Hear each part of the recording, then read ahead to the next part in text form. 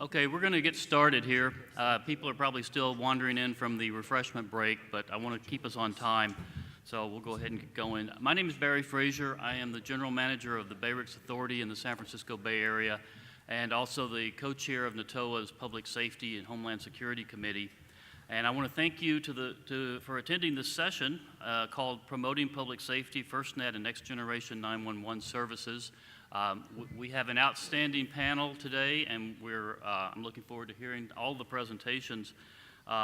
First and foremost, please turn off your cell phones or silence them so we're not interrupted by strange noises and notifications and beeps and such. The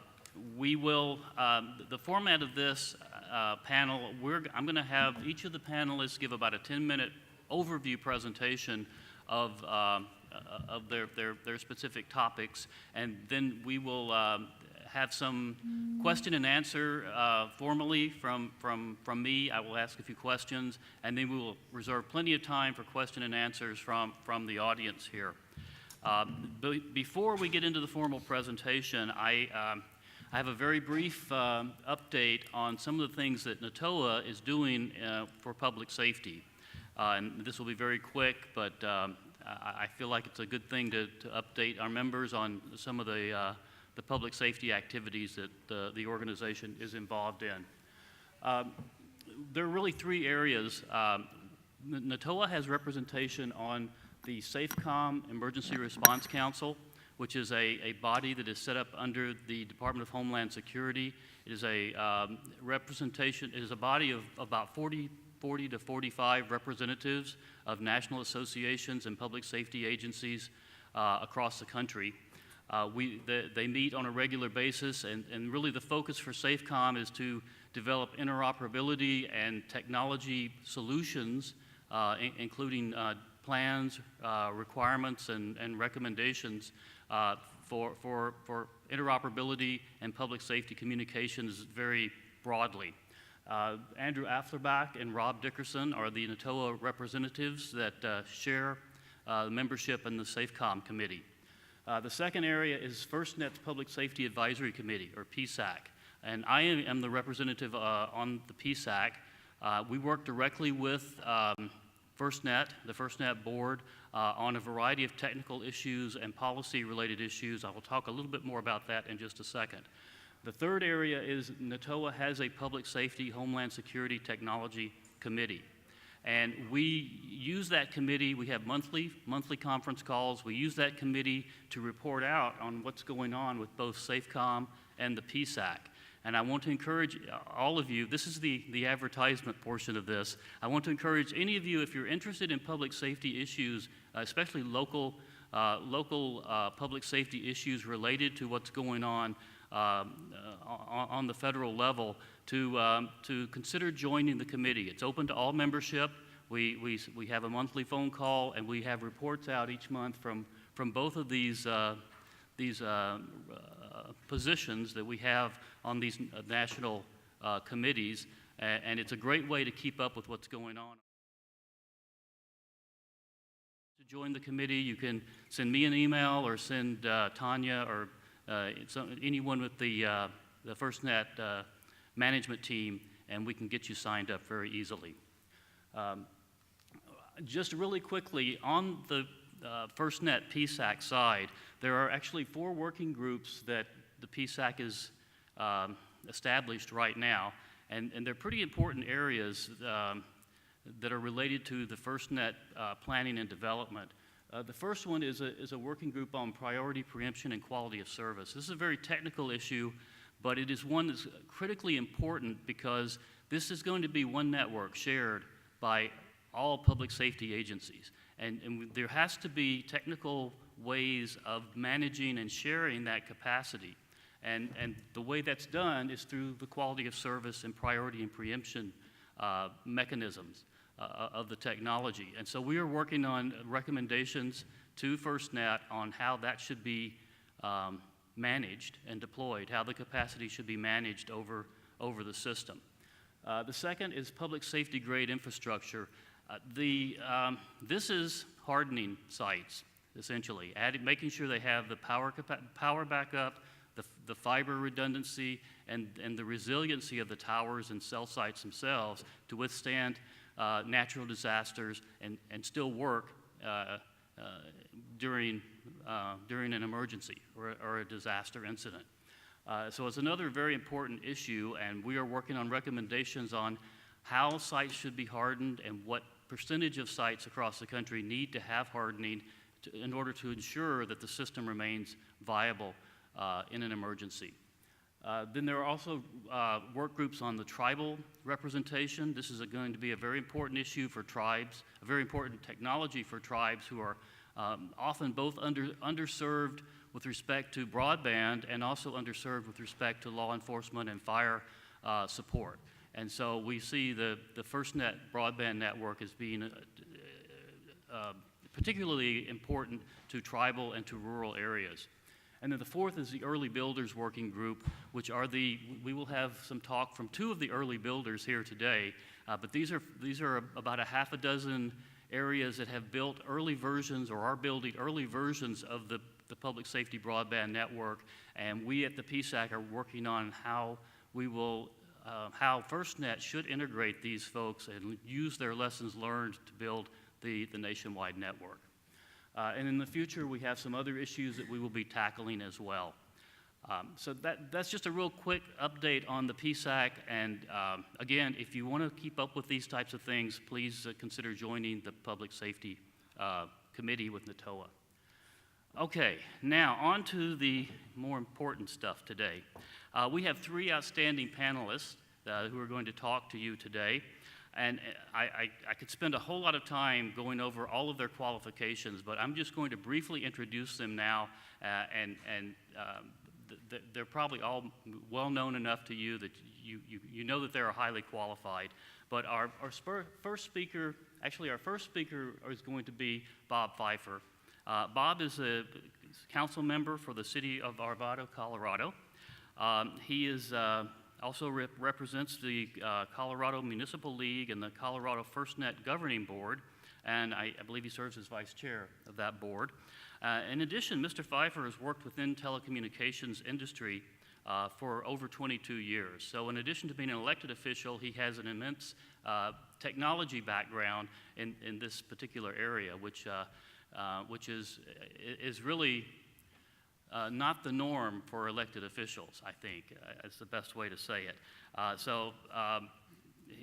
Bob has been an advocate for local technology and telecommunications matters. He serves on several boards and commissions in the Colorado area. Our second panelist is going to be Chris Odenthal. Chris is an assistant program manager with Jacobs Engineering and is working full-time on the LA RICS early build project. And he has a number of years experience in public safety communications and wireless communications projects. He's been working on LA RICS since its inception, and he's managing both the LTE and the land mobile radio portions of that very big project. He's worked on a number of public safety and wireless communications projects, including in Spokane County, Washington, Routt County, Colorado, Santa Barbara County, and Monterey County. And then our third panelist is going to be Bill Schreier. Bill has been a friend of NATOA for many years now and has spoken at other conferences in the past. He's the single point of contact for Washington State for FirstNet, and he has formerly been the Chief Information Officer and the Director of the Department of Technology for the City of Seattle. But Bill has done a whole lot of things, and I'm not going to go through all of his qualifications, but he's really done a lot of work. He has a long background in both information technology and public safety, and we're happy to have him today to talk. So again, these are the panelists. We're going to start with Bob, and we could go to our next slide presentation. And again, I want to keep you guys to 10 minutes, and so we have plenty of time for some Q&A and discussion afterwards. Well, I was going to say, who's the politician up here, because I'm the only one not wearing a tie. I thought it would be a more relaxed conference, but I'm outdressed by my peers up here. So my background, I was appointed for the Colorado Municipal League to represent FirstNet in our state evaluation if we were going to move forward or not.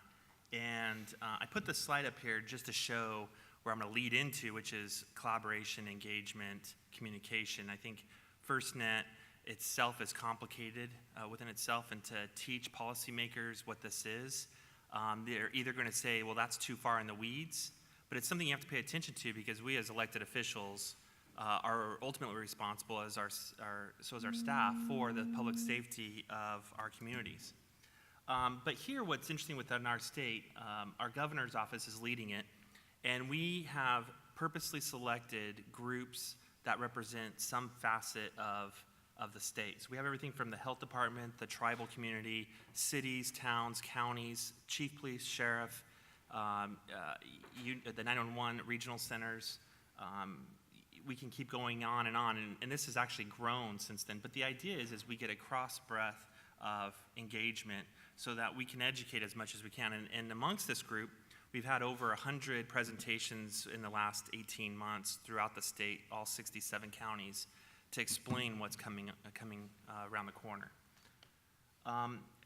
Since I'm starting it off, I'm going to kind of go elementary and keep it at a policy level, but I do want to point out what is FirstNet, where are we starting, what's our baseline, and what we're moving forward.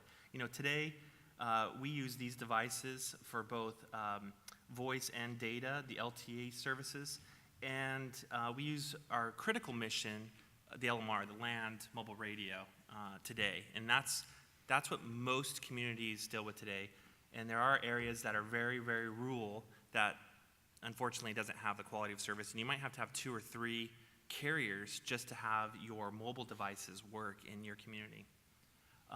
Where the near future is going into FirstNet, and where FirstNet becomes the LTE service. And then we start thinking data becomes a mission critical, because the day and age, now everything is done, especially around millennials, or around the phone. And we find the landlines are going away, people are using phones, which then creates congestion on our network, and our first responders today through the commercial side cannot get through. You know, that's the Boston bombing is probably the most recent example of everyone texting, videoing, photographing, and now our first responders could not get through the chatter of the radio, could not call anyone, get organized into that response. And it's a good example of why we need FirstNet. So I'm going to kind of click through some of these slides. But also, the reason to migrate from how we do it today into tomorrow is for several reasons that are changing. Just like the millennials, now you text to 911, or you send photos, or you have a missing child, or this device becomes very critical, and it's timely to get to first responders. The network then becomes very complex. And this is where we start losing our policy makers at our state and federal level, even our local, of how to explain what this means. This is kind of ones and zeros happening, and how it impacts you as a community. So when you get to FirstNet, this is part of the education part where you have 2 options. You can either adopt the FirstNet option, which is the FirstNet state plan on your left, or you can do your own state assumed radio access, which is where the state has to follow some rules and mirroring what FirstNet is. And that's the idea, is that you could use the same network across state lines. You can dispatch, because a lot of us share firefighters is a good example. A lot of Colorado firefighters are now here in California helping with the fires. And this network is to be unified enough so that those first responders can still be on the network, utilizing the same tools and devices to achieve the objective. And we're going to go into some question and answers around this, because I have some pretty strong opinions if I should take the federal top-down approach, or do we have more local control and do the state approach? And there's financial implications on which way you go. Oops. But when you go through, can I go back? I can. When you do your study, these are kind of, it's not just an opinion or thought, you actually have to go through an analysis. And in our state, we actually started looking at where cell coverage is, where are the incidents happening, is there an overlap, where is our population, and that kind of thing. Because we do have peaks. We have 50 some odd 14,000 foot peaks, which have a lot of climbers, and we have to get up there, all the way down to very narrow valleys and I was thinking of the Royal Gorge, popped in my head right there. If anyone's been there, it's a very narrow canyon. And then the Great Plains. And in fact, we have Sheriff Dade, who is from Yuma County, which is on the Kansas border, one of the largest counties. He has to carry 3 cell phones just to get coverage, and it's just flat as flat can be. That's our representation of Kansas. And it's expensive. So now the taxpayer ends up paying more money to ensure that there's public safety. Some of the benefits between, and I'm going to point this out because we'll get into this discussion, but the benefits between state versus the federal approach. The federal is going to look at the easiest way of entry into deploying this network for first responders. Usually that's highways and major cities. In our state, where we fell short with our communities is we did not follow through with advanced LMR services, the land mobile radios, in very rural communities. And so now we have to ensure that some of those incidences, like Waco and others, happen further away from cities than you might think. So we want to ensure that when we opt in or opt out, that we get corner-to-corner coverage all the time. And now, granted, it might be a 5-year plan, but we need to make sure that our state has full coverage all the time. On next-gen 911 issues, this is expensive for local communities. You got to put in new routers. You've got to put in new gear that you're not usually having in your infrastructure. You start introducing fiber rings possibly to connect your 911 centers to your town hall and your police stations. You then you start saying, well, boy, these dollars just start trickling in, and then now you got to train dispatchers to deal with text 911 and photo 911 and all these other new scenarios and new gadgets that they have to start working while managing the first responders. So it does become difficult for smaller communities. Now, the synergy between what the issues are from a municipality and county perspective to synergize with FirstNet concept, and we'll just call it concept because if it's FirstNet federal versus state, you still have to follow their guidelines. But you get a robust IP network. The idea is that now all the smaller communities can leverage the overall greater community, which is your state's network, to provide those services. So there is a positive to this, and it's not all put on the local municipality or county to do all the work. Now you can leverage the synergy between your partner groups and your neighboring communities.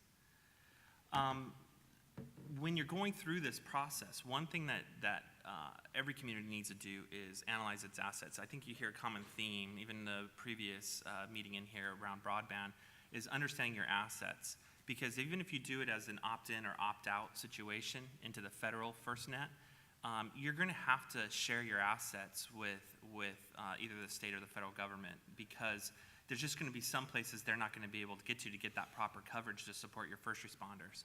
So your city, your county buildings, possibly your parks, we've asked the federal government that you have to provide access to all the federal land too, which has been a no-no, and at least in our state, and I'm sure in other states, that you cannot build cell towers on federal land. Well, if you want us to cover rural areas, which a big chunk of our state is federal land, we need to have access, either being on the restrooms and the trailheads or the parking lots or some sort of way to provide better service.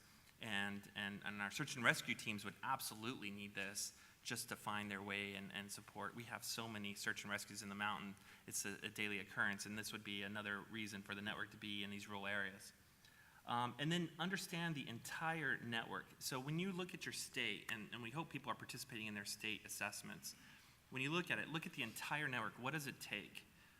What will it do to ensure that everyone in the state gets the same opportunity as the inner cities do? And again, I think the good example is the firefighters. They're always out helping other communities during disasters, and keeping those folks on the network at all the time and understanding the emergency is critical to their success. And engagement. Engagement, engagement, engagement. That's all I can say is to make sure you engage your policymakers, engage your community, make people aware. This is an evolution. This is like going from a landline where you have to take it off the wall and talk to our version of the millennials in 911 and first responder networks. And how do we adapt to those changes?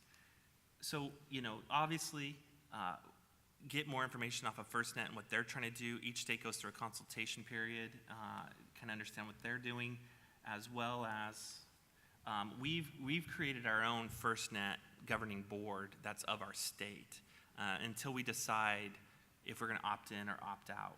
And so therefore, to help communicate and engage our communities, we've put up our own a website, as well as several Twitter feeds and newsletters and so forth. We send out a newsletter every other week, kind of engage where we're going. There is a lot of people that are not necessarily bought into the program just yet, and it's just a lack of information. And again, it just reinforces engagement. And then Twitter, we're constantly sending out what's going on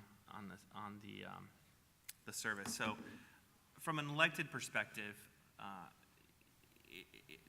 being, I'll say, the technologist in my council, it's a little hard to get the other 6 folks to understand. They just glaze over. So they all just defer to me to say, well, is that something we should do? I guess that's okay, but we need to communicate at the state level, the county level, the federal level, some of the challenges. Either we support their program and where they're going, or we don't, and why we don't. And unfortunately, staff can do it all day long, but it's going to boil down to the policymakers making a unified decision at the state level, at least, if they're going to opt in or opt out, because there is a huge cost to the state if we opt out, which my preference is we do. It will cost our state money, and we as cities and towns that I represent need to be aware that there will be some sort of cost, but I think will improve service to our citizens. Thank you, Bob. We'll move right along to Chris next, who will talk a little bit about what's going on in Los Angeles. Oh, sorry. Good afternoon. My name is Chris Odenthal, and I work for Jacobs Engineering, and we're the program management firm that manages LA RICS for the client. And we, as Bob has noted, we're at the epicenter of FirstNet. We're the largest FirstNet pilot in the nation, and Bob has AdCom in Yeah, I didn't bring that up, but yeah. He didn't decide to talk about that, so I was short maybe of I'll time. turn on my mic so everybody can hear me. Well, you get echo. Yeah, and scoot back a little bit too. So what our goal is to deploy a broadband network for public safety, first responders, and secondary responders, and we'll get into that issue, I think, in the Q&A, for all of LA County. That's 4,200 square miles and over 11 million residents. And so right now we are in the last 20 days of our deployment of 78 sites covering, providing mobile coverage to all the agencies within LA County. Interoperability.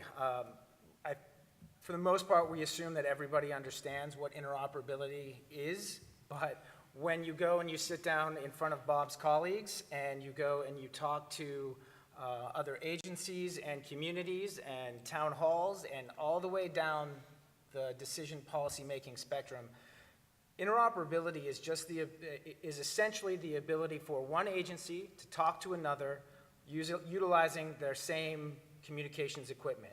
So Bob's reference to Colorado firefighters coming to California to help California firefighters beat back a blaze, utilizing their own communication, cell phone or radio on a network that exists in California is interoperability. Not having to give another agency a different radio in order for them to communicate with you and your people. That is at the very base foundation what interoperability is. And so LA RICS is providing a single platform for both an LMR system, as Bob referred to, as well as a FirstNet broadband network. We're going to talk specifically about the broadband network and leave the LMR piece for another day. LA RICS is a single JPA that covers LA County. There are 71 cities, LAUSD, one of the largest school districts, and Inglewood School Police, as well as UCLA, that are members of the authority. Got to get around Bob. Oh, sorry. Went too far. So, benefits of public safety LTE. Bob spoke a lot about the policy, but what does it mean? He talked about millennials and Next Gen 911, but from a public safety perspective, what it ultimately means is the ability to have a SWAT team have surveillance on an area that they're going to, quite frankly, bust the doors in and know who's there and what the situational awareness is prior to going and knocking that door in. Body cameras, I don't think we need to go into the evolution of body cameras throughout the nation and the reasons for it, but certainly one of the big pieces for LA RICS, if we want to be a little selfish in the conversation, is LAPD is deploying a massive body camera function throughout its entire officer corps. And the ability for a camera to communicate back and provide real-time feeds, you have to have the network. And we're going to get into the commercial network potential problems in the next slide. But that communication ability doesn't exist today outside of AT&T, Verizon, or Sprint. So if the idea is that we want that feed so that we can judge real-time decisions, whether that's the mayor or the police chief or other administration officials, making those decisions at that moment, we don't currently have a method or means to do that over a secure system. And then we have what we're running into from a baby boom population. We have people that are aging. They're aging in their homes. And what is going to transpire is the next generation 911 transmission of medical telemetry on the way to the hospital, as opposed to once you get there. And this network provides that opportunity. Whether or not you want to get into the policy decision of how that's deployed, ultimately, no matter the decision on the policy decision, that is an application that you would use. So the next is, why commercial? So that's Galveston in evacuation of a hurricane. And that's the ambulance. Now, the visual implication is, okay, that's a bunch of cars and it's crowded. The reality is, every one of those cars has probably 3 devices that are operating on the network right there. And the ability to communicate, for that ambulance to not only get out of that traffic jam, but also send the information back that's necessary, is obviously limiting. We use the Boston Massacre of 1787, the Boston bombing, as an example of what happens when commercial cellular networks are clogged from a public safety response. This is another example of something that we have to plan for in all our communities to be able to address. Lessons learned. I see one of my colleagues from LA County sitting out in the audience. The lessons learned for LA RICS and for you all. Site selection was problematic for the authority. We started out with 232 sites for deployment. As mentioned earlier, we are going to finish at 78. Why, you may ask. You will see the criteria for selection of sites, which Bob hit on earlier, which is coverage is the focal point of any network, and how you locate your existing assets. How do you use your existing assets is one of the big factors in terms of your site selection process. Community outreach, certainly something, as mentioned previously and in the previous presentation, is a requirement. All the way down. You start at the top, go all the way down, and then come back up. You can't do it enough, and that is a significant lesson learned from us. And then it's meeting the requirements of local cities or states or what have you, and that's both your responsibility as well as your state and FirstNet, is to make sure that those requirements are met. And then lastly, one thing that is often overlooked in the deployment of networks is environmental compliance. If you're in California, you have CEQA requirements, and you also have NEPA requirements, CEQA, California Environmental Quality Act, and the National Environmental Protection Act from a federal level. Both play a role in what you can do. If we talk about existing assets, realize that if you're going to go and touch an existing tower, you have to build that you have to get environmental clearance to put new equipment on that tower, as well as make sure that that new tower is up to building code. For the most part in LA County, most of our infrastructure is over 30 years old. And so having something from a 1980s building code meet a 2015 building code, that's a tough sell.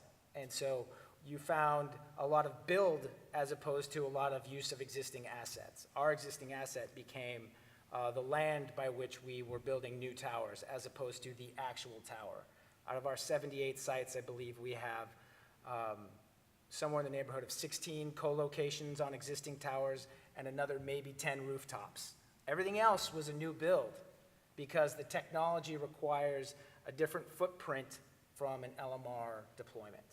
I know that Bill is going to lead into some of the integration pieces and how this all kind of comes together. But from a practical application of build, those are both the lessons learned and the reasons for doing particular things along FirstNet, for FirstNet or for your communities in general.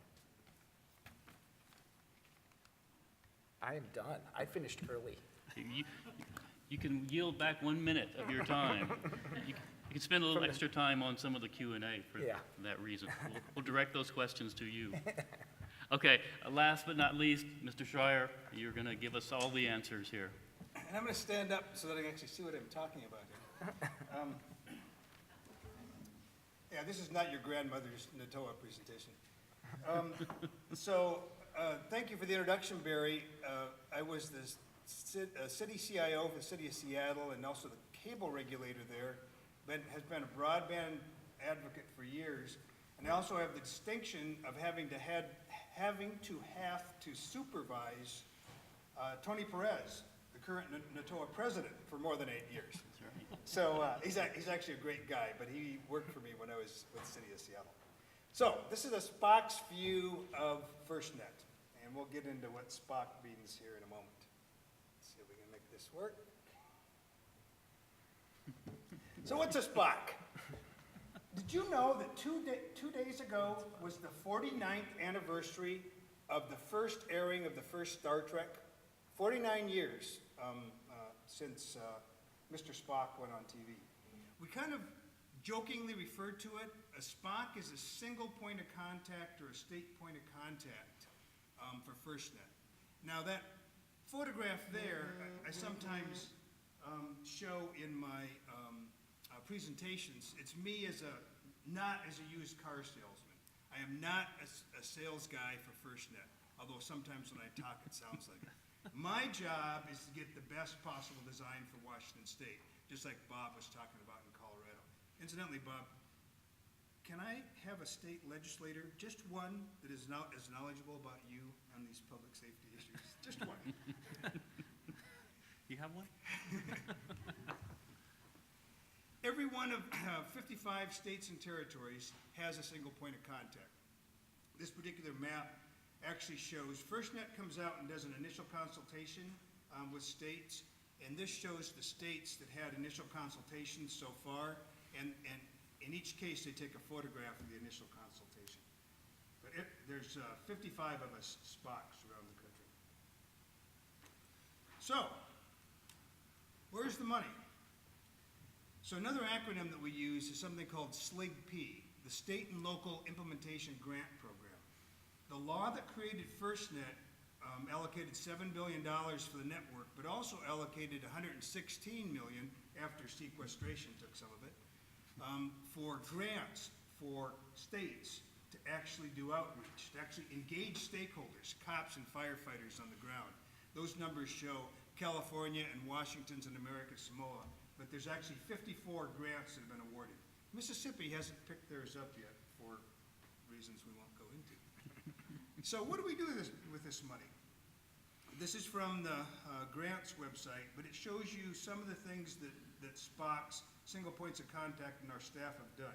We engage stakeholders. We hold governance and recipients meetings. In fact, I've got one going on in Spokane right now. I didn't understand, Chris, that you had worked in Spokane today as we talk. And we have a lot of folks on staff. And I'm sorry, I'm not doing the right. There we go. By the way. Yeah, there we go. Okay. So these are the statistics from NTIA about what we're doing with those funds to date. The grant program ends in February of 2018. And we also do a lot of education and outreach materials. So websites, workshops and conferences, newsletters and emails, presentations and speaking materials. Almost 400,000 of those have been distributed. So what's the relationship to BTOP and broadband? Everyone here is probably familiar with the Broadband Technology Opportunities Program and broadband. That's a map of broadband from Broadband USA website. Well, this is a map of the Olympic Peninsula in Washington State. Long coastline, that's Olympic National Park, rugged mountains in the center. Broadband is really tough to get on that coast. There's a lot of tribal reservations there. Barry mentioned tribal. And the broadband's really poor for communities on that coast. But there's lots of fiber. Why is there lots of fiber? Because there's Coast Guard stations all along that coast. And Verizon and other providers run fiber to those Coast Guard stations, but it can't be used for, quote, security purposes. I would hope that when we deploy FirstNet, that it uses some of that same fiber and also makes the fiber available to provide wired broadband to those communities and tribes, as well as to stand up a wireless network. So that's kind of the goal in Washington State. As we're building out the landline, the fiber, or using the existing fiber, let's also make some of it available for broadband in rural communities. Another thing that we're doing is data collection. Every state is conducting a survey, and we have to give a dump of data to FirstNet by the end of this month, end of September, a survey of its responder agencies about how they use wireless data, mobile data. These are preliminary results from Washington. We have 112 agencies, which represent over 13,000 employees. I probably have 25,000 first responders, cops and firefighters in Washington State. So we already have a pretty good response from the survey. And here are some of the aha moments from the survey results. Amazingly, 67% of these first responders allow use of personal devices, bring your own device, which is logical when you think of volunteer firefighters, for example, where the firefighting agency can't provide. People are retweeting me. They also use internet-based voice and internet-based video. 40% of those 112 agencies are somehow using wireless video in their work, and 90% of them are actually using wireless data. Lots of that is computer-aided dispatch, records management. Wide variety of apps. I've got page after page of apps that are being used by these agencies, but none of them really are standard. And there's lots of barriers to adoption. In a state like California or Washington, of course, geography is bad. We have the worst wildfire season of this year in Washington State. In the Cascade Mountains, where there's virtually no coverage because of the geography. So there's lots of barriers to adoption, and especially in smaller and rural communities and volunteer fire departments, cost is a big factor. Another thing that we're doing is we're doing coverage mapping. So this particular map shows what FirstNet's initial proposal is to Washington to actually cover the state. And basically it's the urban areas, the high concentration of incidents and responders in red, medium concentration in blue, low concentration in green, and those are mostly, the green areas are mostly along major highways or in other places. We're actually collecting coverage information. At the bottom of this slide, it's kind of hard to see, is an online mapping tool where we're encouraging cops and firefighters and public works agencies and utilities to go into that tool and tell us where they need coverage. So we're collecting that information as part of our data collection. Here are the big issues from my perspective with FirstNet. Both Bob and Chris alluded to some of these. They say they're going to issue an RFP seeking a vendor or vendors to build this network at the end of this year. It's a federal government procurement. They say they're going to get their RFP results back at the end of May next year, 2016. But how long will it take them to evaluate it? Especially if they have got vendors who propose to build in just one state, like Rhode Island or Washington, and other vendors who propose to build nationally. So it's going to take a long time to evaluate the RFP to award the contract. So, and then they've got to ask each governor to approve the plan.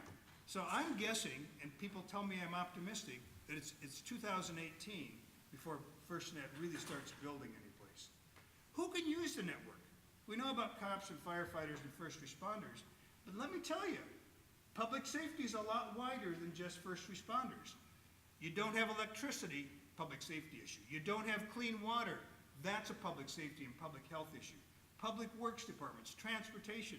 Your photograph, Chris, about the ambulance in the middle of the traffic jam is a great one. Transportation departments and transit. This has still got to be determined. Then who will use it? Most of these agencies are already using a commercial carrier. How do you wean them off a commercial carrier that already has great coverage? Coverage is an issue, cost, price, and service are issues, and getting broadband for all, which I discussed earlier. As long as we're building this wireless network, let's also provide broadband in rural and tribal communities that don't have it now. Finally, in my mind, and again, this has been discussed earlier, it's all about the apps. And when I talk about apps, I'm not just talking about the apps that are on a smartphone. My timer just went off. Or a tablet computer, or a mobile data computer. We're talking about body-worn video, which was mentioned. We're talking about drones. We're talking about bubbles of connectivity over the top of wildland firefighters. We're talking about devices and the Internet of Things and sensors. We're going to deploy apps, we're going to deploy those sensors, whether or not FirstNet exists or not.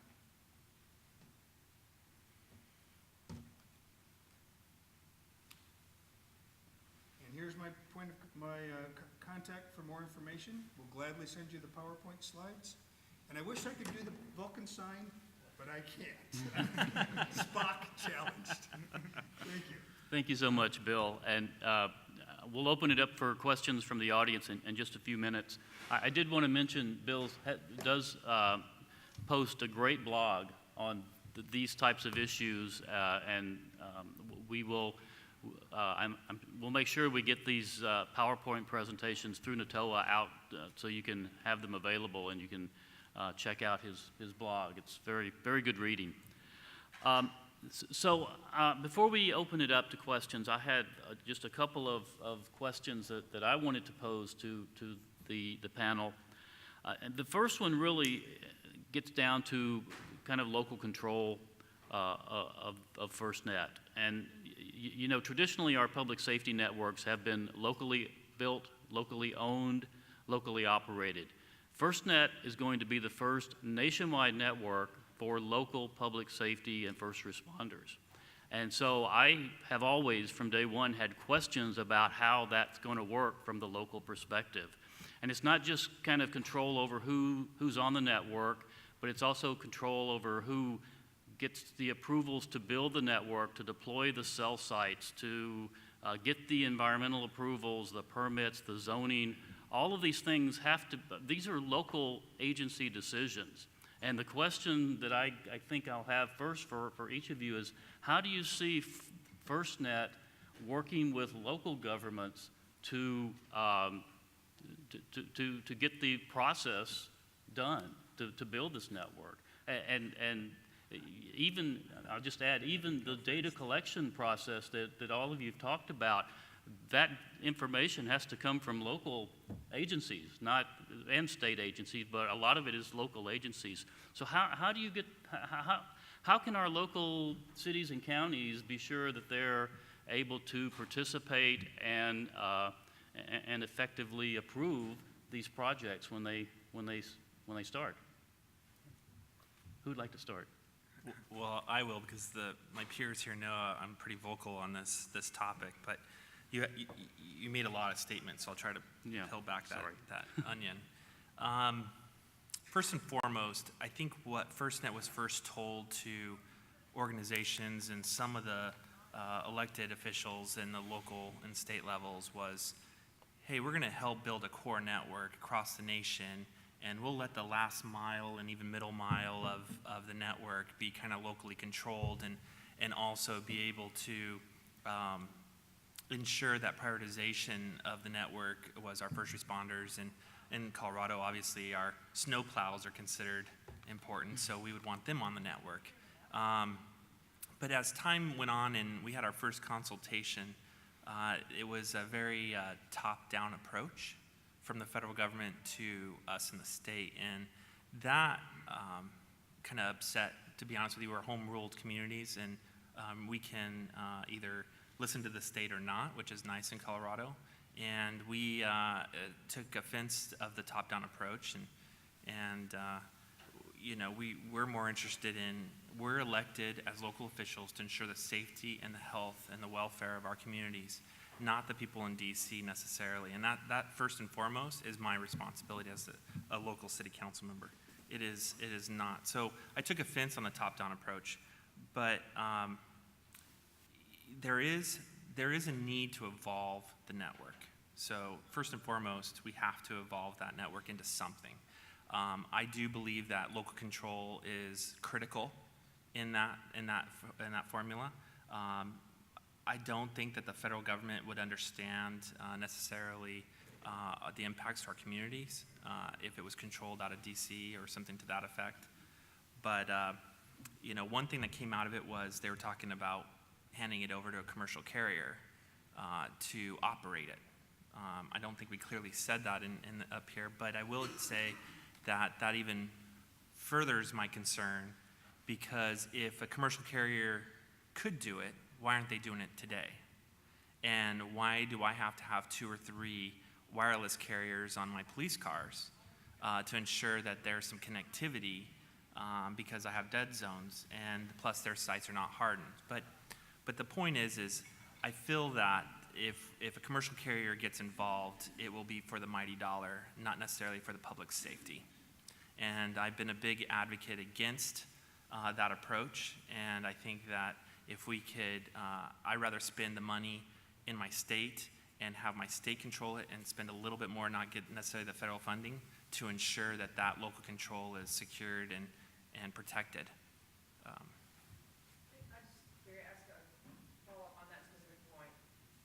There are many people here who have an INET, and the first thing you did was build fiber to your police and fire stations.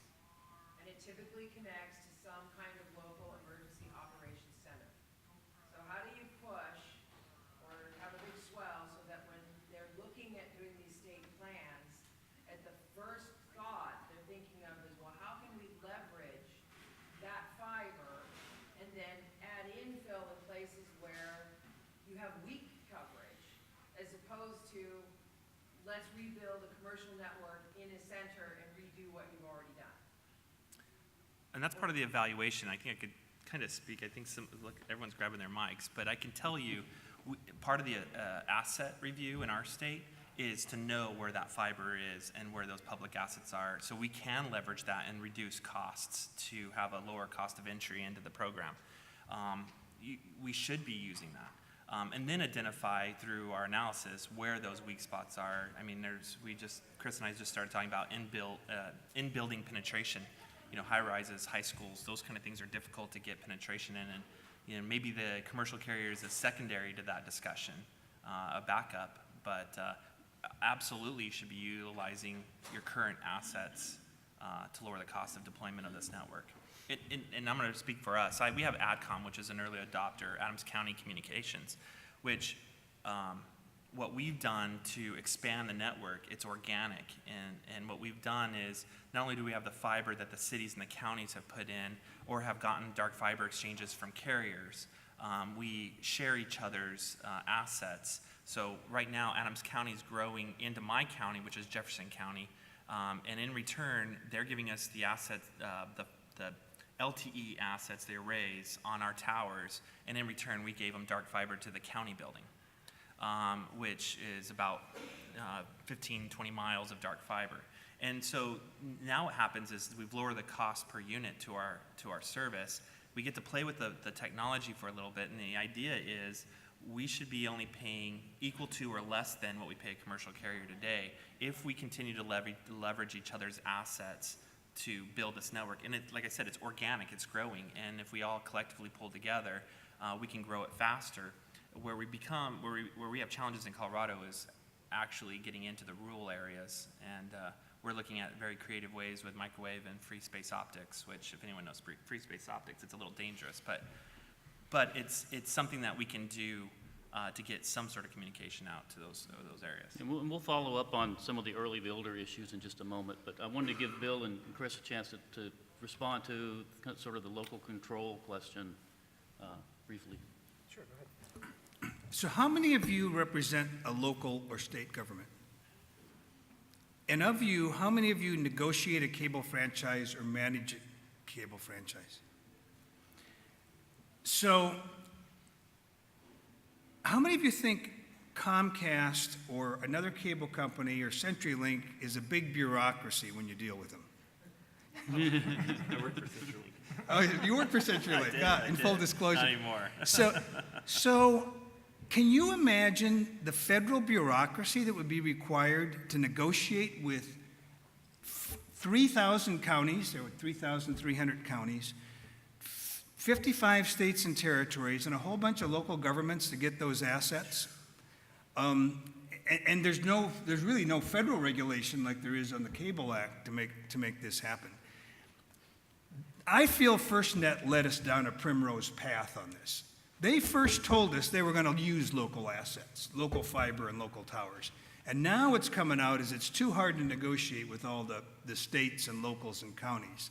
So what I'm advocating is, okay, you can build your national network, you can get your vendor to build a national network, but hey, let us opt in to that, and then let us add on to it, opt-in plus. So let us use our iNets, let us use the fiber that we built, let us use the radio towers and other assets to actually help you and fill in on those assets. So we've got FirstNet, and then we've got the local, county, and state add-in to make a better network. Good point. And Bill, just can I follow up briefly? Is that something that can be the discussion of state consultation as you start, I guess, negotiating the state's final plan? Is that something you can discuss with FirstNet and try to negotiate a solution like that? Absolutely. So an initial consultation has occurred in, I think, about 48 states, but they're going to start a second round of consultation. And this would be a great subject to bring up and to involve folks like you with, to talk to your FirstNet state point of contact and, hey, let's get involved in the potential use of local assets. Great. Let me move on and talk a little bit about the early builders. Can I- Oh, go ahead. Got left out again. Yeah. So one of the things that we as a group need to understand is what FirstNet actually is. FirstNet is not what's plugging into your network. It's not what is getting into your emergency communication center. You're plugging in to them. And how you do that and what you determine to put on that network is entirely your decision. And I think from a local and federal control standpoint, we need to be careful of the policy's decision is really the local versus federal control. What you do with the network, how you use it in your area is entirely up to you. So, for example, LA County Sheriff, the largest sheriff's department in the country. How are they going to plug into LA RICS? Because LA RICS is nothing more than an overlay network in a geography, which is exactly what FirstNet would be. The decision on, are they going to have each of their stations connected? How are they going to get their records management systems and their databases to go and communicate with the rest of the people that they're putting on their network? What are they sending to their patrol cars? Are they going to let their patrol cars have access to the internet? I mean, those are decisions, those are the policy decisions at a local level that are ultimately going to be your decision, how you plug into and the security you have behind FirstNet's network is an agency by agency, jurisdiction by jurisdiction. That's their decision process by how they want to go forward with that. I disagree a little bit, but we won't get into that at the moment. The reason I disagree is I think FirstNet's going to control who gets to plug in, just from a cybersecurity point of view, if nothing else. Agreed on that, but what you decide to do on that, FirstNet's likely to control what apps are acceptable. Think of the iTunes store, for the lack of a better way to say it. Not all apps that are created get to go on the iTunes store, and that'll be the clearinghouse that is likely going to be a FirstNet responsibility.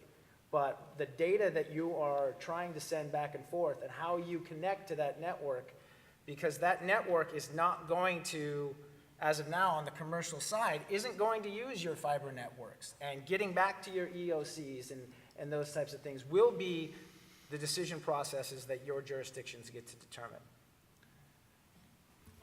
And I would definitely agree about the data. We should be able to put any data that we want on it. But that also is a problem, because can you think about how many cops are there in LA? 10,000, 15,000? And there's every about one of them's got body-worn video, and every one of those is streaming onto the network. Yeah, Yeah. capacity is an issue for sure.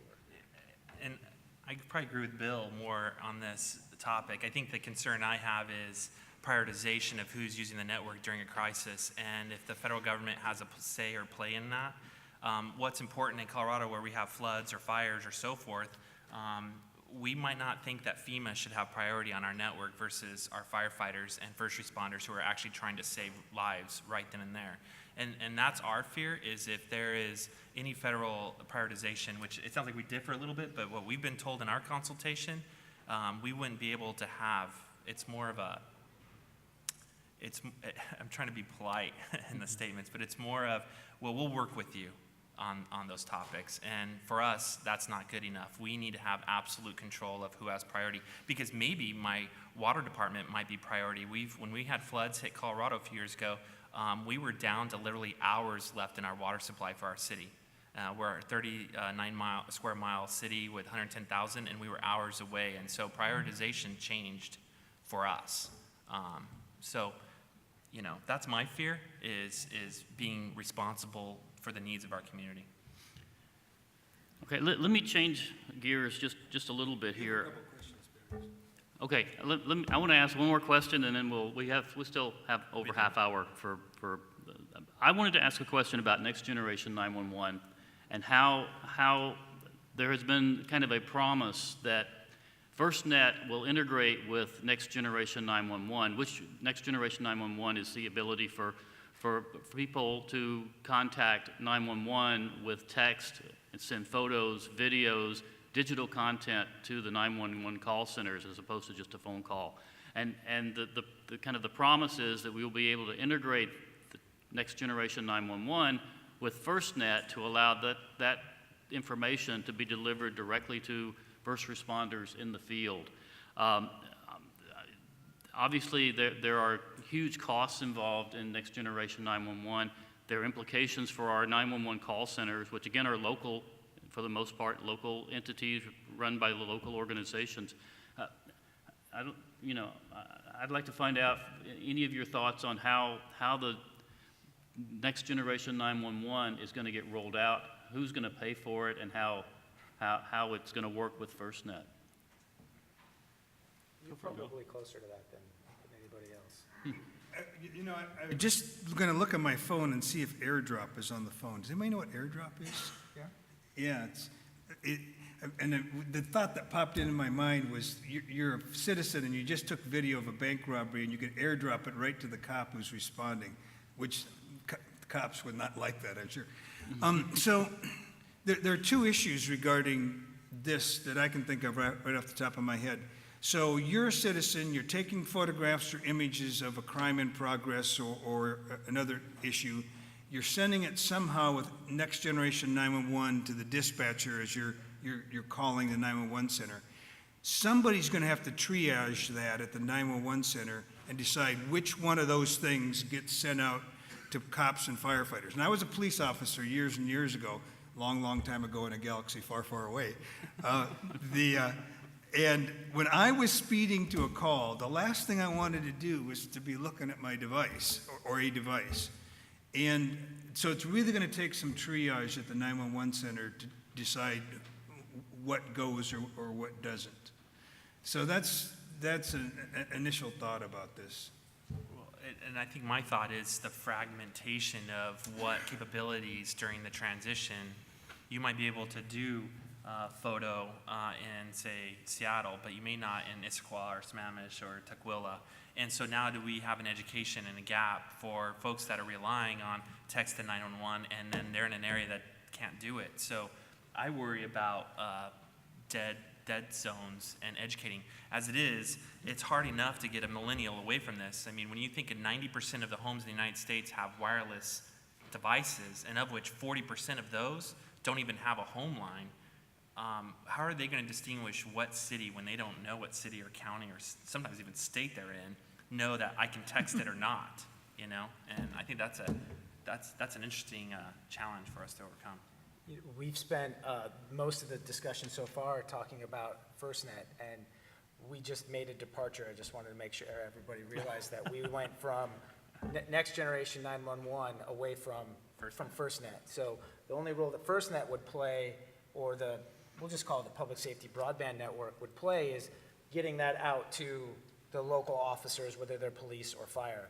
From an NG 911 standpoint, that's all on the transmission of that would all happen on the commercial side, and how that would then play at the dispatcher's position is exactly how Bill described it.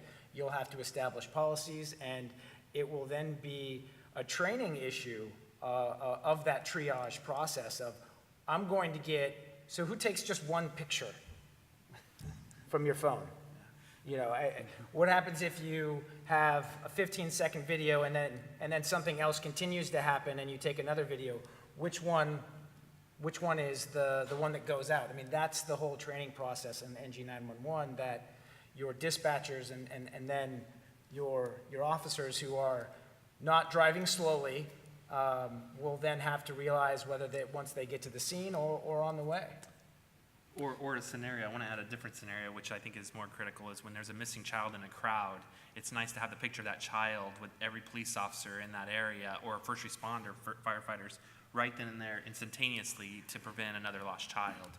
I think that is, hopefully they're not driving and looking and texting. I think some states against the law, but you know, but the supervisors may take the time to watch the video and advise through radios on the situation. So I mean, it's a useful tool, and you're right, we are departing from what FirstNet is, but I think FirstNet is definitely the delivery network of the service.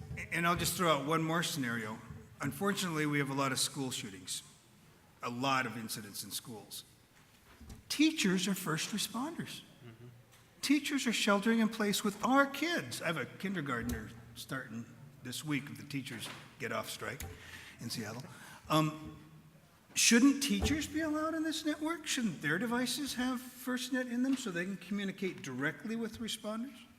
And how about bus drivers and transportation workers who are, you know, you can get that photo of the missing kid after the public transportation people, and even better chances.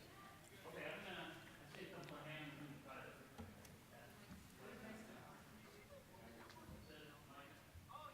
Wireless? There we go. It's really on now. Hi. Wow. Hi, Catherine Rice from Alexandria. I'm kind of a newbie to this, so excuse my ignorance on this question, but is it true that there is an RFP out to pick only one commercial carrier to serve the entire country? And if so, how do locals fit into that picture, particularly in the number of areas like prioritization that was talked about? On the day-to-day basis, who will choose who has priority, and then especially in emergencies, who will decide who has priority on those networks? I'll address the RFP issue, then I'll let Bob or Chris talk about priority. But FirstNet issued a draft RFP in April and asked for comments on it, and we collected comments in every state and returned the comments on the draft RFP. they're taking those comments plus the data I talked about, coverage and uses, and they'll issue their final RFP at the end of the year. They say they're not looking for a single vendor, that they're looking for multiple vendors and that a vendor can bid on just one state or a group of states. But the final RFP won't come out until the end of the year. Local control. Local control. Great. I mean, the issue that we run into is one of money. So LA RICS, for example, had $154 million to build out 230 sites. And from a coverage perspective, we're talking about having to deploy between probably 42 and 48,000 sites across the United States for this network. And so how do you pay for that deployment? And one of the ways the RFP speaks to that deployment is the use of excess spectrum when it's not being used by first responders. That spectrum would then be available to whatever commercial carrier is partnering either nationwide or in that particular region. It will be one or the other. And so that's the monetization that FirstNet has been given to deploy this network. And from a local control grade of service, Bob asked the question probably 32 seconds into his presentation, which was, why, if the commercial carriers are interested in this now, why haven't they been interested in it before? And the answer is because back in April, there was a spectrum auction that garnered almost $45 billion. And spectrum, like water and air, is a finite resource. And the availability of the spectrum for FirstNet is what is attractive to commercial carriers. It does not get more simpler than that when you discuss how they would play together. And then I'll let Bob handle the grade of service, priority of service piece that plays into that spectrum sharing. Yeah, that's my fear, is it won't happen. Because I look at it as, my police officers are out there, or my fire department's out there, and today they don't have a higher quality of service or a class of service than anyone else. And I'm very cautious on this subject, because I think that if we hand it over for the dollar to fund it, because that's really the driver on this, we're also giving up some of our ability to properly service our communities. And I'll keep repeating it, I am absolutely against that whatsoever until there's other ways to fund it, and there's other grants, there's 911 fees that are collected, there's other ways to do it, and there's user fees we could use. Like in our state, we're talking about if you put in so many assets, fiber, towers, and so forth, then we would get a subsidize off our monthly user fee to our form of FirstNet. And then communities around that can't afford it could pay the normal user fee, which would be the same rate as, say, Verizon. And we think that we can self-fund our own network. Are you saying that it hasn't been decided yet? And when will that critical question be decided on? Who determines prioritization?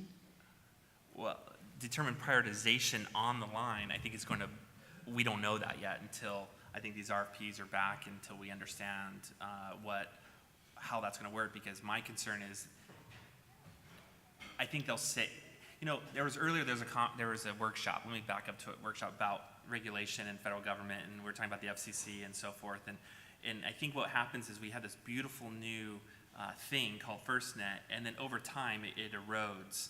And I think what happens is we start peeling off little details that were either forgotten or not clarified, and the industry ends up winning that chunk back to them. And my fear is I'm handing over the keys to public safety, and then that same old federal government way of doing laws starts eroding the intent of what FirstNet was supposed to be. So when you talk about prioritization, I think it'll get lost over time. And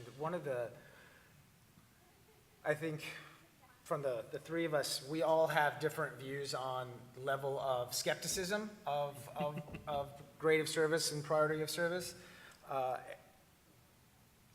It's a technical piece that would work within the network for how it would actually work, Bob's referring more to the policy decision of how that would be applied.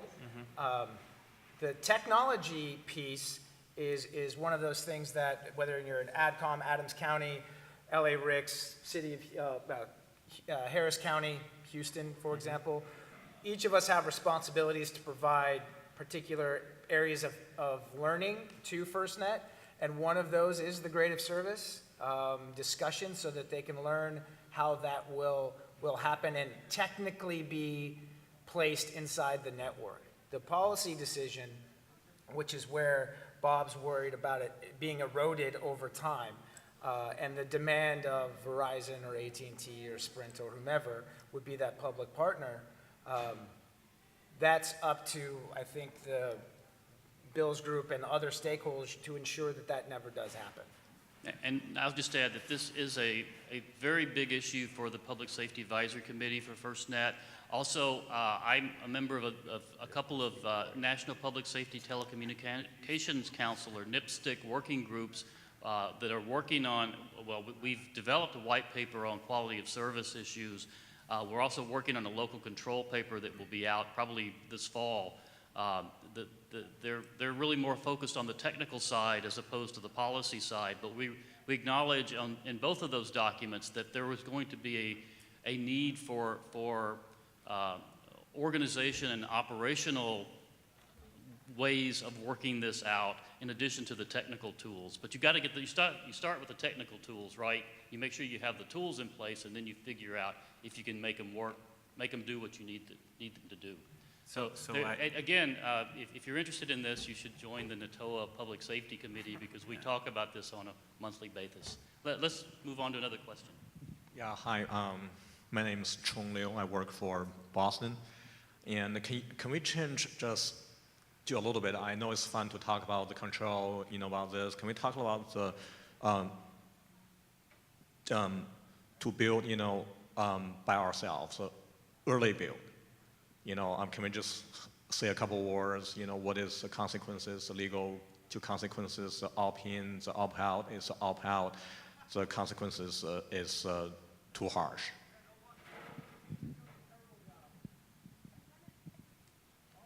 Opt in, opt out. Yeah, so, And also building yourself, like you guys want to expand in Denver. Well, I mean, so AdCom is Adams County. It's north of Denver, and that's one of the FirstNet trial areas where we have a lease on the spectrum. And getting to the decision making of opt-in or opt-out is balancing, from a policy perspective, balancing what we have deployed and understanding what was deployed as a network with political pressures above our governor and at our governor's office, and trying to do what's right for our citizens that doesn't bear increased taxes. I mean, it's just going to boil down to taxes and revenue, right? I mean, granted, it's funny that we are both from a marijuana state, so we have some tax revenue coming in, but in my state, we have to give it back if we get too much. But the concern that we have is FirstNet hasn't, at the federal level, when we were looking at opt-in, opt-out, have addressed the concerns with local control, prioritization, and letting us deal with the uniqueness of our state.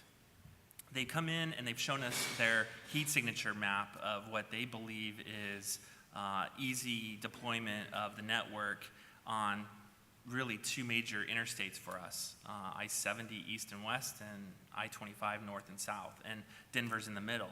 So what happens is, okay, fine, Denver gets it, but no one else in the state does. So, and then we look at our plan, and what we've done is we went out and the state and all the locals got together and we went over with where are your calls, where's your cell coverage, where are your public assets, and we blended all those together. And that's where you're gonna make your decision is, and then obviously money is always played, so you're gonna always have money.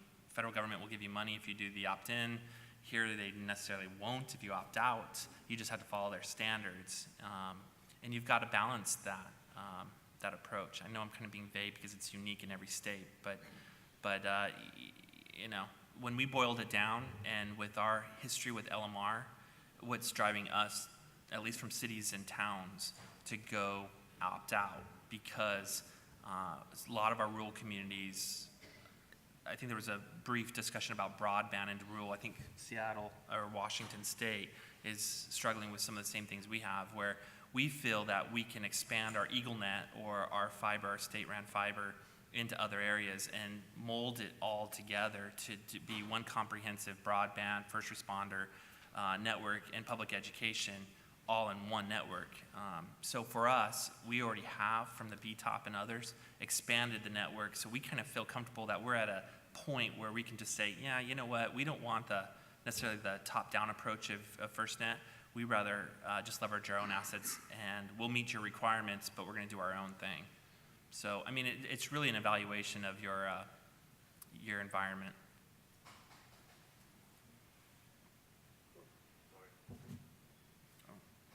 I think we're done.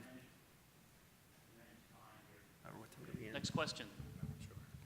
Hi, Kit Lammers with the city of Lakewood in Colorado, and I'm just kind of trying to get my brain wrapped around the whole thing here, but obviously the emergency responders need to talk to emergency responders, but is there a component of this that also addresses the residents being able to communicate with emergency responders, and then how does that tie in with the smart 911? And then if there are more opportunities in the future for that interface to get communication to them, how do residents know how to do that? Because like right now we have Twitter, we have all this social media, and even though we tell them don't contact us on Twitter for emergencies, we have some that do. So you're trying to manage all of these things, and with all the data coming in and get it to the right person, is there a time, I'm just wondering, is that looked at within this scope, or is this strictly just for the spectrum with the communication between those responders? So the scope is first responders, and FirstNet has proposed in a couple of places expanding the definition of public safety. They've asked for input to transportation, transit, public works, so on and so forth. FirstNet is specifically prohibited from offering services to consumers and commercial entities.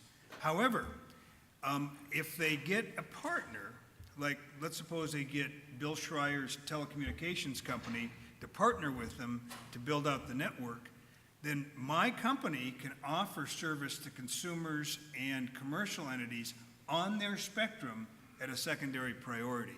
So that's the way it would work. The kicker on this is the device. So your device, this happens to be an AT&T device, has AT&T's antennas and radios and chips in it. Won't work on Verizon, won't work on T-Mobile, won't work on FirstNet. So FirstNet has got to get carriers and people like Apple to put the FirstNet band, it's called band 14, in the devices. The Apple announcement yesterday, they had a long list of bands that they're going to put in their device. Band 14 wasn't in it because no carriers asked for it. So that's the way citizens would get it, could potentially get service on a secondary basis from the vendor or vendors that FirstNet chooses to build. There was two very brief mentions about funding or money in the various presentations. And I recall that there was $7 billion with a B that was initially put out, but all the estimates I saw of what it would take to build out nationwide was more in the 25 to 35 billion. So what are they thinking? You know, Bill, or somebody mentioned that, it was you about they're just going to build the two big freeways, you know, through. Is it because of there's not enough money to do everything? Well, in that scenario, I think they were deferring to the commercial carriers because they're all on the freeways. So when the proposal came from the federal government to us, they showed us something that was low-hanging fruit, which was already deployed, assuming that you can leverage the commercial assets that are out there today, not taking in consideration the needs of the community and the diversity of the state, and reaching further than just the highways. So I think they took a conservative approach by just taking what the carriers had versus what we need. Well, there's money. I mean. So the other piece to that is what our friend from Alexandria asked about, which is how does this QoS occur when you're sharing spectrum. The granting excess spectrum, the use of that excess spectrum to Verizon or AT&T is monetizing really the only asset FirstNet has. They have $7 billion. By the time the RFP's out, it's going to be less than 6. And so you're not going to build out a network with public safety or publicly owned sites. From an LA Ricks perspective, you're going to spend $120 million on 100 sites. I mean, we're talking 45,000. So being able to partner up with the commercial carrier is the vision that FirstNet has for getting that remaining money, because the asset, the tower, will be available, and it'll be a purchase of equipment and a placement on that. That's why I'm not a fan of it, is because now we're taking something that's very dear to us as locals and giving it the keys to Verizon or AT&T to do something they should have already done with the existing network they have today. I don't get why I need to give them a new band so they can monetize it and make money. Granted, you're going to grow our network, but we're also growing their revenue. It goes back to right-of-way. If you think about it, you're giving away an asset, and they're riding the coattails of public safety to get revenue, and that is horrible. And secondly, from a local control matter, FirstNet can trump some of the local zoning matters if they need to deploy a tower. So depending on your community and how that happens, now you picture Verizon coming along and saying, well, you know what, I have a dead spot here and you need a FirstNet tower there. Well, that's convenient. And then for me, as a city official, I get trumped. So it's my hair standing up, because this frustrates me that we even are entertaining this. And we need to continue, in my perspective from a policymaker, I'll continue to be vocal about it, that this is not where we want to be right now because what was sold, again, at the beginning of my conversation, what was sold to us from a FirstNet perspective was we had local control, we would all pull together public safety, and that made sense. But the minute you mix in commercial and revenue, which you need to grow the network, I get that, but as soon as you look deeper into the crux of it, I think it would be abused. I think it absolutely would be abused. FirstNet says they have a business plan, but it's secret. I think if you got it and you opened it up, it would say, and then a miracle occurs. It's a hole. It's funny it's real. What he just said is real. I sat down with federal folks, and they would not share any information with us. We were in a small roundtable discussion with our governing board and the actual federal FirstNet. Now, we're under some political pressure within our state because the R&D perspective of FirstNet is in Boulder, Colorado. So our governor is stuck between home-ruled communities, and which kind of can trump the governor in some aspects, to the federal government coming in and saying, hey, we brought employment, we brought this, we brought that, and we have to balance that approach. But we did ask the question, well, what is your plan? It was very elusive. It was passive-aggressive in the discussion. And the reality is that if you're looking at the numbers and you're saying 30 billion with a B, well, you'll have 6. You'll have $6 billion. And so if you want to build out the network, the money is going to come from somewhere. And if you monetize that spectrum by granting access to commercial carriers, that money's not coming from the taxpayer. That's the flat argument of why why FirstNet would go that route. Otherwise, that money is going to come from general funds, from the federal government, which comes from all of us. So the money to equip 45,000 sites, if we're going to build the network, must come from somewhere. Can I counterpoint that? I don't know who was in the last presentation around Sandy, Oregon, but that's a good example where they came in, the city itself or town invested and now has a payback. In Colorado, we view that we could, through user fees of our public service, the vehicles, each vehicle, right, and every device has a user fee. usually about $40 a user. We pay it anyways to Verizon. Why not pay it to FirstNet Colorado? And that same $40, and we will naturally grow the same way that Sandy did with their broadband deployment. Our user base will pay that back. But granted, the way for us to do that little chip in the windshield and then it shatters is for every municipality, town, and county to give up some assets to make the cracks continue to go out.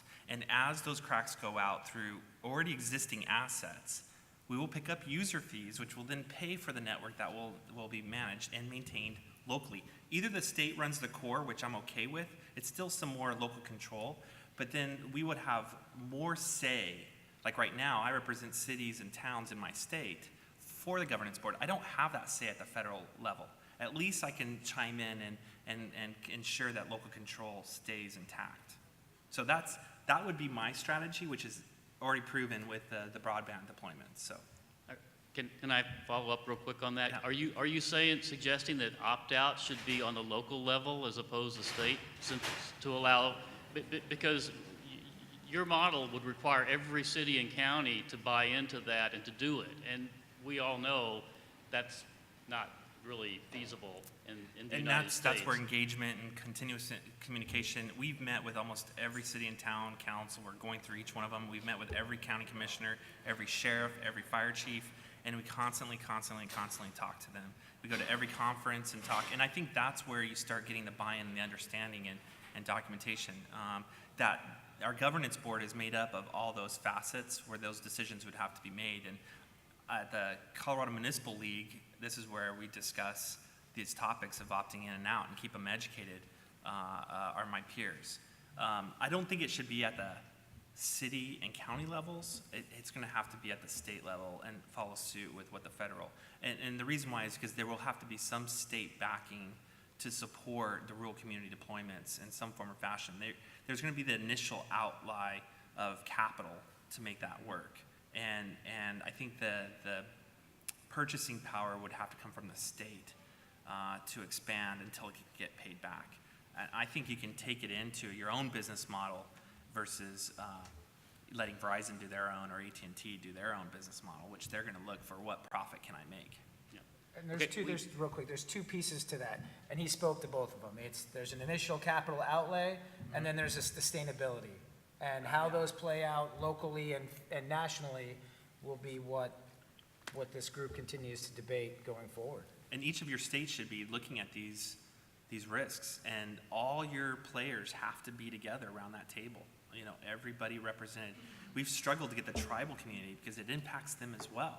We finally have them represented, but we have an all-inclusive, not exclusive, inclusive governing board that has to be, every state, in my opinion, has to have that inclusivity. Great. We have time for one more quick question, if you can make your answers very brief, and then we will go to lunch. My name is Brent Millick. I'm from the city of Springfield in Oregon, a small community. And my question is on FirstNet and serviceability of networks between small communities, say like City of Springfield and Albany.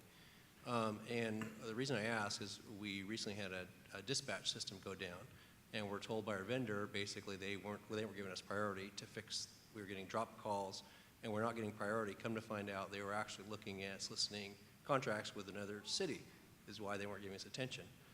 And so are the RFP contracts at the federal level looking at the prioritization of smaller communities and how they're going to get service if their FirstNet connections to sister cities and other areas start to go down? Has that been discussed at all? So the draft RFP that came out in April, and comments were made by the end of July, specifically did not include a service level agreement. Now, I don't know if that was an omission or what, an intentional omission or an inadvertent one, but it was one of the comments the state of Washington made was you need to have a service level agreement to address this stuff. So we'll see what the final RFP looks like. Well, and I will expand on that SLA. One concern I had was hardening of sites. Are they battery backup? Are they diverse fiber into the facilities? You know, I think as cities and counties, I think for the most part we have diversity. But I could tell you probably every cell tower in my city does not have one. Our zone doesn't allow generators in residential areas. because of noise. So now, are they hardened? We had one fiber cut in Denver that took out an entire 2 counties of cell towers for Verizon for 2 days. One fiber cut. So, if I'm going to rely on public safety on the commercial side, I'm a little nervous because they don't take it seriously. They think, oh, well, you'll get to the next tower. Well, that doesn't always happen to get to that next tower. So I think we'll steer away. I think the commercial side will steer away from SLAs because they don't do it today. You have to have 93% or less quality of service on your cell phone to get out of your contract. I can't see that they would do something special for our side of the public service side. Specifically in rural areas. I mean, that, how FirstNet deploys rurally is very much up in the air, from whether that's a rural carrier roaming agreement or what have you, but, or building the infrastructure on LMR sites, or using utility runs that go through mountains. I mean, one of our partners in LA is SoCal Edison, and we're deploying on their locations as well. Yeah. David Solis is the state point of contact in Oregon, my equivalent in Oregon. And phase development and who goes first is definitely a part of state consultation. So talk to David about it too. Yep. Okay, we're out of time. I want to first thank our great panel. Very good job. Again, I think they will be around for a while. If you have questions offline, you can try to catch them.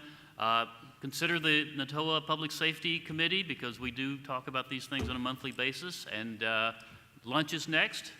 Enjoy. Thank you.